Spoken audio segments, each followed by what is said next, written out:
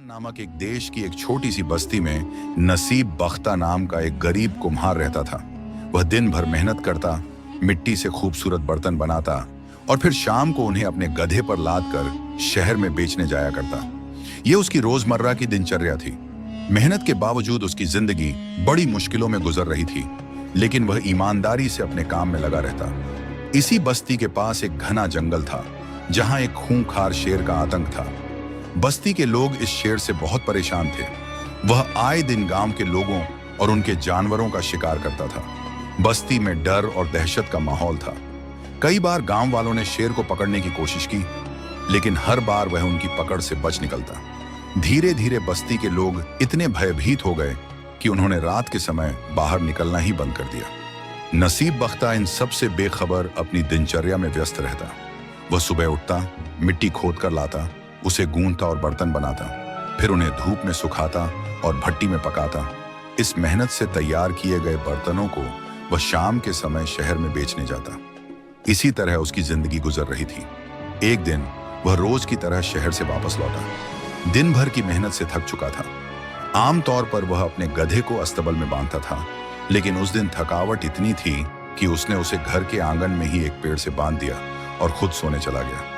उधर जंगल में तेज आंधी तूफान आ गया। हवाएं इतनी तेज थीं कि बड़े बड़े पेड़ जड़ों से उखड़कर गिरने लगे। बिजली की कड़क और बादलों की गड़गड़ाहट से पूरा जंगल कांप उठा।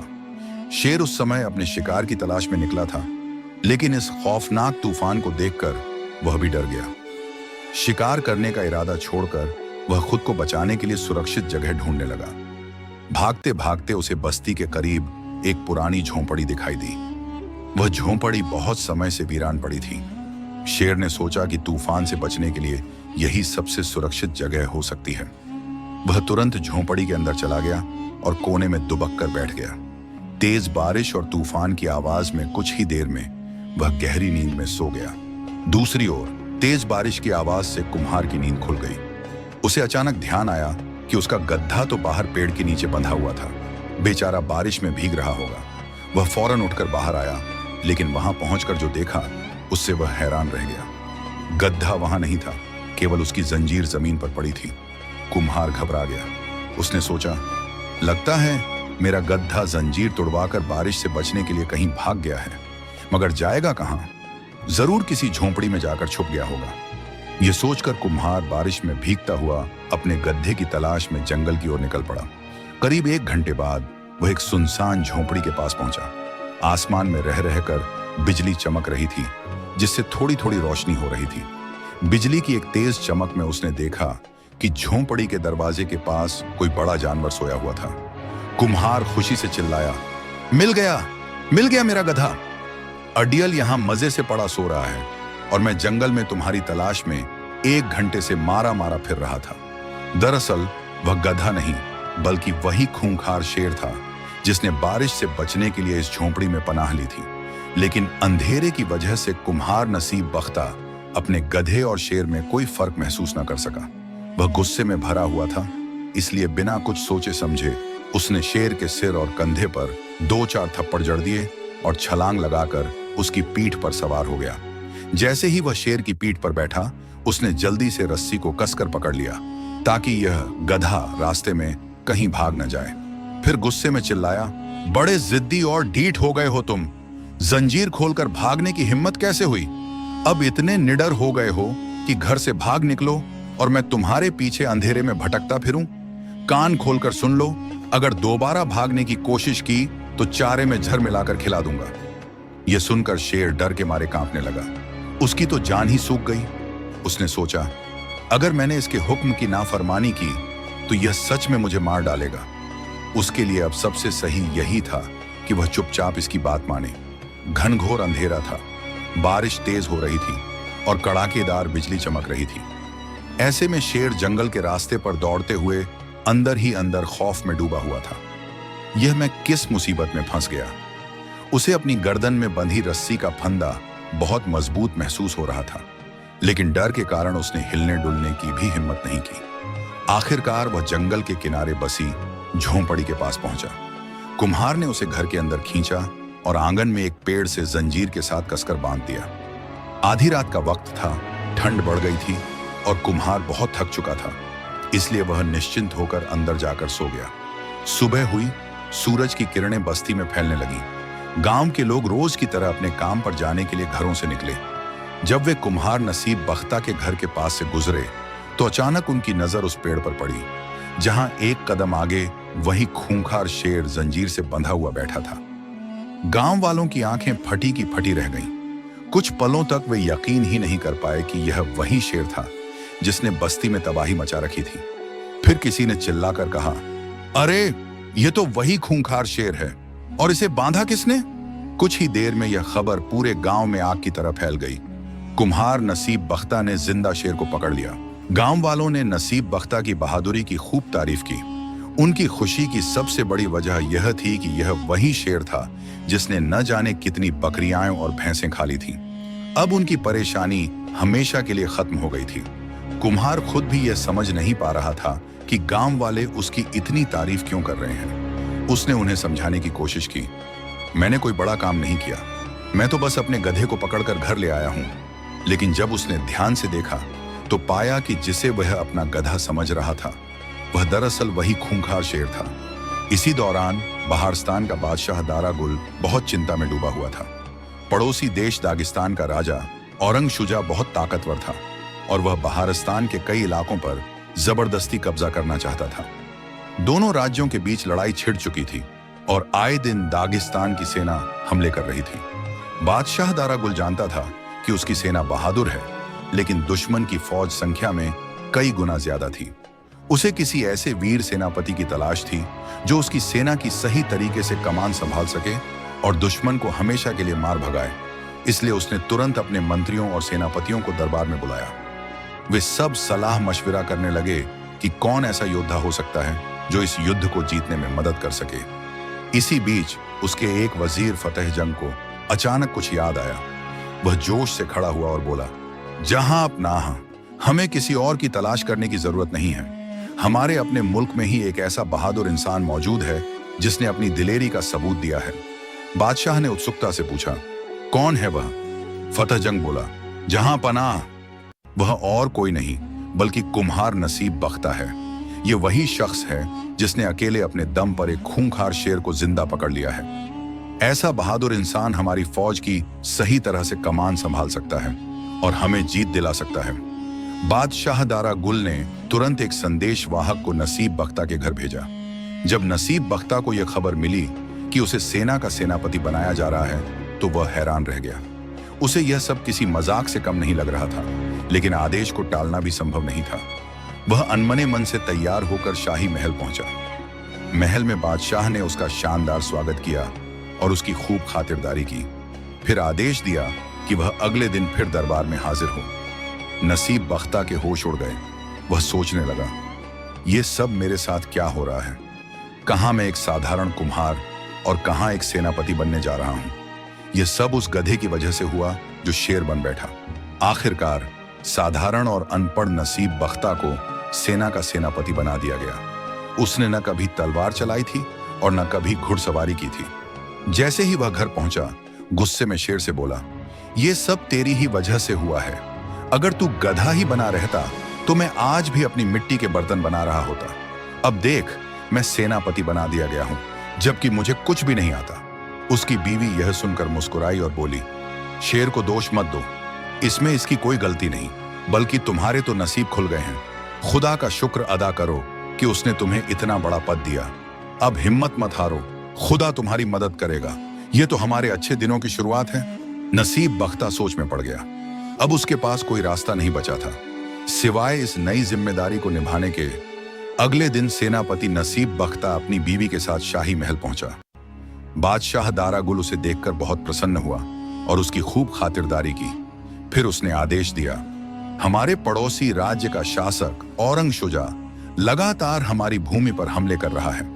हालांकि वह हर बार असफल रहता है, लेकिन अब वह युद्ध की पूरी तैयारी कर रहा है। हमारी सेना भी तैयार है, लेकिन हमें एक योग्य सेनापति की जरूरत है। कल सुबह शत्रु की सेना हमारे क्षेत्र में घुसने वाली है।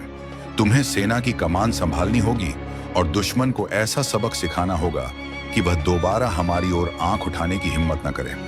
बादशाह दारा गुल ने नसीब बख्ता और उसकी पत्नी के रहने के लिए एक शानदार महल बनवाया। वहां एक अस्तबल भी था जिसमें एक मजबूत और तेज काला घोड़ा तैयार खड़ा था, जो उसे युद्ध के मैदान में ले जाने के लिए दिया गया था। लेकिन नसीब बख्ता पूरी रात सो नहीं सका। वह परेशान था क्योंकि उसने कभी घुड़सवारी नहीं की थी। वह सोचने लगा, अगर मैं घोड़े से गिर गया तो सब लोग मुझ पर हंसेंगे और कहेंगे कि सेनापति खुद ही घोड़े पर टिक नहीं सका। सुबह होते ही उसने अपनी बीवी को जगाया और दोनों अस्तबल पहुंचे। वहां खड़ा घोड़ा वाकई बहुत सुंदर और ताकतवर था। नसीब बख्ता ने चिंता भरे स्वर में कहा, यह घोड़ा तो बहुत ऊंचा है, मैं इस पर सवार कैसे हूं? इस पर उसकी बीवी ने सुझाव दिया, कोई मेज घोड़े के पास रख दो और उस पर चढ़कर इसकी पीठ पर बैठने की कोशिश करो। नसीब बख्ता ने ऐसा ही किया। वह बड़ी मशक्कत से मेज पर चढ़ा और फिर किसी तरह घोड़े की पीठ पर सवार होने में सफल हो गया। नसीब बख्ता को महसूस हुआ कि जीन बहुत फिसलन भरी है। उसने घबराकर कहा, मेरे दोनों पांव रकाब से कसकर बांध दो, कहीं ऐसा ना हो कि मैं रास्ते में गिर जाऊं। उसकी बीवी ने कहीं से एक मजबूत रस्सी ढूंढी और उसके पांवों को रकाब से कसकर बांध दिया। फिर उसने रस्सी को घोड़े के नीचे से गुजारकर दोनों रकाब आपस में जोड़ दिए ताकि नसीब बख्ता का संतुलन न बिगड़े। इसके बाद उसने एक और काम किया। अपने पति की कमर को जीन के साथ अच्छी तरह बांध दिया ताकि वह किसी भी हालत में नीचे न गिरे। नसीब बख्ता ने कहा, अब मेरे हाथ भी घोड़े की गर्दन से बांध दो ताकि मैं पूरी तरह सुरक्षित रहूं। घोड़ा अस्तबल से बाहर निकलने को बेताब था। इससे पहले कि उसकी बीवी उसके हाथों को भी घोड़े की गर्दन से बांध पाती, घोड़ा अचानक जोर से उछला और बाहर भाग निकला। अब हालात यह थे कि नसीब बख्ता घोड़े की पीठ पर एक बोरी की तरह लटका हुआ था।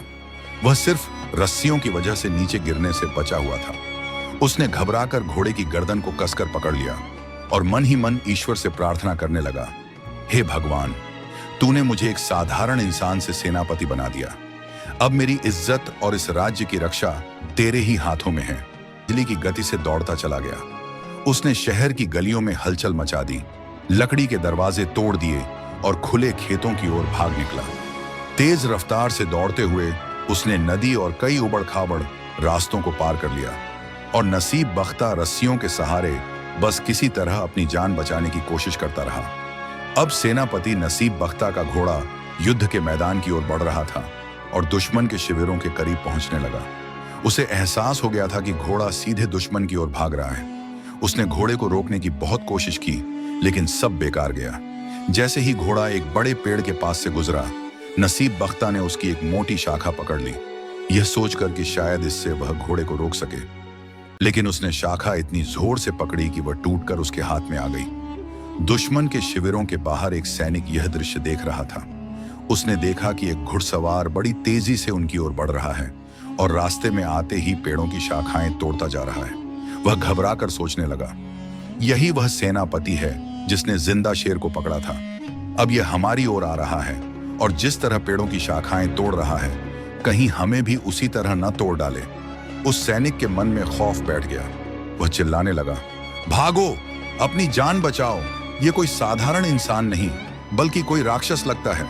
अगर इसने हमें भी पेड़ों की टहनियों की तरह तोड़ना शुरू कर दिया तो हमारी हड्डियां चूर चूर हो जाएंगी। जैसे ही उसने पीछे देखा, उसे सेनापति नसीब बख्ता के पीछे पूरी सेना आती दिखी। यह देखकर उसकी घबराहट और बढ़ गई। वह और भी जोर से चिल्लाने लगा, दौड़ो, भागो, जिंदा शेर को पकड़ने वाला सेनापति एक विशाल सेना लेकर हम पर हमला करने आ रहा है। जिस फौज का सिपाह सालार इतना ताकतवर हो, वह हमारा क्या हाल करेगा। यह सुनकर दुश्मन के सैनिक डर से कांप उठे और अपनी जान बचाने के लिए घोड़ों पर सवार होकर भाग खड़े हुए। उनके राजा औरंगशुजा अपने शिविर में बैठा युद्ध की स्थिति पर नजर रख रहा था। जब उसने देखा कि उसकी सेना अचानक पीछे हट रही है और उसके सैनिक दहशत में भाग रहे हैं, तो वह घबरा गया। युद्ध का पासा पलट चुका था। हार को सामने देखते हुए औरंगशुजा ने शांति की याचना करते हुए एक पत्र लिखा और उसे अपने शिविर में छोड़ दिया। इसके बाद वह अपने घोड़े पर चढ़ा और अपनी सेना के पीछे पीछे भाग निकला। वह इतना भयभीत था कि उसने पीछे मुड़कर भी नहीं देखा। इधर सेनापति नसीब बख्ता का घोड़ा जब दुश्मन के शिविर के करीब पहुंचा तो वह अचानक रुक गया। नसीब बख्ता ने कांपते हाथों से अपने पैरों को रकाब से निकाला और जैसे ही नीचे उतरने की कोशिश की, धड़ाम से जमीन पर गिर पड़ा। यह तो ईश्वर की कृपा थी कि उसे इस हाल में किसी ने नहीं देखा, वरना उसका राज खुल जाता। उसने चारों तरफ नजर दौड़ाई। दुश्मन का कोई सिपाही नजर नहीं आ रहा था, सब भाग चुके थे। अब वह दुश्मन के राजा के शिविर में गया, जहां उसकी नजर एक पत्र पर पड़ी। उसने वह पत्र उठा लिया और अपनी जेब में रख लिया। इसके बाद सेनापति नसीब बख्ता पैदल ही अपने घर की ओर चल पड़ा। रास्ते में लोग उसे देखकर अदब से झुकने लगे। सभी उसकी बहादुरी की चर्चा कर रहे थे, लेकिन उसे तो अपने बदन की टूट फूट की फिक्र थी। जैसे ही वह घर पहुंचा, उसने अपनी जेब से वह पत्र निकाला और अपनी पत्नी को देते हुए कहा, यह पत्र बादशाह दारा गुल तक पहुंचा दो। और हाँ, एक बात ध्यान से सुन लो, ईश्वर ने हमारी इज्जत रख ली है, लेकिन अब मैं अपनी जिंदगी में कभी घोड़े की पीठ पर नहीं बैठूंगा। बादशाह को बता देना कि दुश्मन डर कर भाग चुका है और अब दोबारा हमारे देश की ओर आंख उठाकर भी नहीं देखेगा। लेकिन पत्र में क्या लिखा है ये मैं नहीं जानता। बस ये काम तुम कर दो और अब मुझे सोने दो। मेरा बदन टूटकर चूर चूर हो गया है। इस घोड़े ने मेरी हड्डी पसली एक कर दी है। इतना कहकर नसीब बख्ता लंबी सांस लेकर बिस्तर पर लेट गया और चैन की नींद सो गया। कुम्हार सिपह सालार नसीब बख्ता की पत्नी खत लेकर शाही महल की ओर रवाना हुई। जब बादशाह दारा गुल ने दुश्मन राजा औरंगशुजा का पत्र पढ़ा तो वह बेहद प्रसन्न हुआ और अपने नए सेनापति की खूब प्रशंसा की। उसने कहा, तुम्हारे पति इस समय कहाँ हैं? नसीब बख्ता की पत्नी ने अदब से सिर झुकाकर जवाब दिया, हुजूर, वह बहुत थके हुए हैं और घर पर आराम कर रहे हैं। यदि आप हुक्म दें तो मैं उन्हें जगाकर आपकी सेवा में भेज दूं। बादशाह दारा गुल मुस्कुराकर बोला, नहीं, उसे अब जगाने की जरूरत नहीं, उसे आराम करने दो। सुबह हमारे पास भेजना, हम उसे उचित इनाम से नवाजेंगे। नसीब बख्ता की पत्नी ने सिर झुकाकर कहा, जो हुक्म जहां पनाह। और वह वहां से चली गई। अगली सुबह सिपह सालार नसीब बख्ता पैदल ही अपने घर से शाही महल की ओर रवाना हुआ। पूरे शहर में उसका स्वागत करने के लिए लोग सड़कों पर उमड़ पड़े। गलियों को रंग बिरंगी झंडियों से सजाया गया था। लोग उसकी बहादुरी के चर्चे कर रहे थे। कोई कह रहा था, देखो हमारे सिपह सालार कितने सादे इंसान हैं। घोड़े पर सवार होने की बजाय वह पैदल ही शाही महल जा रहे हैं। दूसरा बोला, यह हीरो है हमारा, जिसने अकेले ही दुश्मन को मार भगाया। जब नसीब बख्ता शाही महल पहुंचा तो बादशाह दारा गुल ने उसे बड़े सम्मान के साथ अपने पास बिठाया। वे दोनों कुछ देर तक आपस में बातचीत करते रहे। इसके बाद बादशाह ने नसीब बख्ता को ढेरों इनामों से नवाजा। अब देश में अमन चैन कायम हो गया। लोग खुशहाल हो गए। दुश्मन राजा औरंगशुजा ने दोबारा कभी हमला करने की हिम्मत नहीं की और इस तरह एक साधारण कहार नसीब बख्ता अपनी किस्मत से सिपह सालार बनकर अमर हो गया।